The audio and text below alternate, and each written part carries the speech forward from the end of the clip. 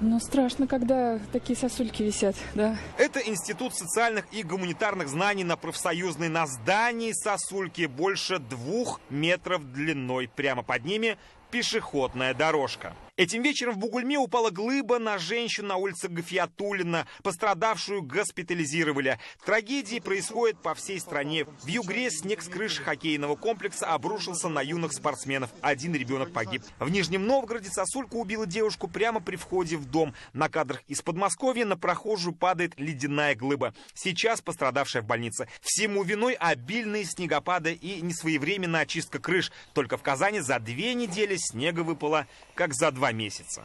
Люди оставляют свои автомобили прямо до весны. Ездить совершенно невозможно, везде застреваешь.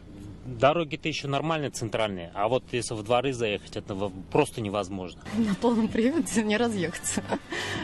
Так колея такая, что не разъехаться.